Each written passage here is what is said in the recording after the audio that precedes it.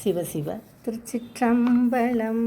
இன்று சிவ தர்மோத்தரம் கூறும் அகத்தியன் துதி பற்றி காண்போம். தவத்திரு மறைஞான சம்பந்தர் சிவ தர்மோத்தரம் எனும் நூலில் 265ஆம் பாடலில் அகத்தியன் துதி பற்றி அருளியுள்ளார். இனி பாடலை காண்போம். கயலார் இணை விழி இளையார் இணை மூளை கலவா அவரோடு களியாரே அயலார் அவர் இவர் அயலாரலர் எனுமறியாமையும் நனியருவாரே வியலார் கையிலை நல்மலை வாழ்விமலனது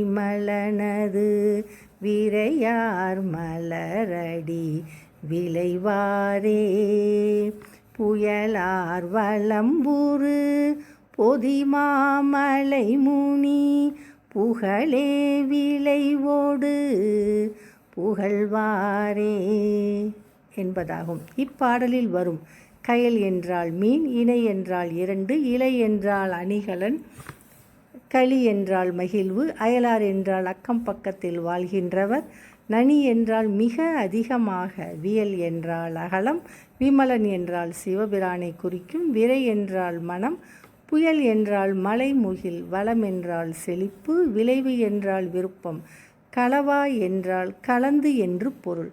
இனி இப்பாடலின் பொருளை காண்போம். மலை மேகங்கள் நிரம்பி நீர்வளம் பொருந்தியுள்ள பொதிகை மலையில் வாழும் அகத்திய முனிவனின் கீர்த்தியை விருப்பத்தோடு மக்களிடம் உரைப்பவர், அணிகலன்கள் பூண்ட கயல்விழி மங்கையரின் கலவி இன்பத்தை நாடார்.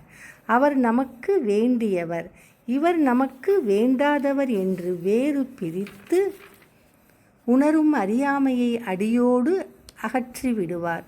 அகன்று பரந்துள்ள திருக்கைலாய மலையில் வாழும் தூய சிவபிரானது மனம் கமலும் திருவடிகளை விரும்பும் இயல்பு உடையோர் ஆவர். திருச்சிற்றம்பலம்.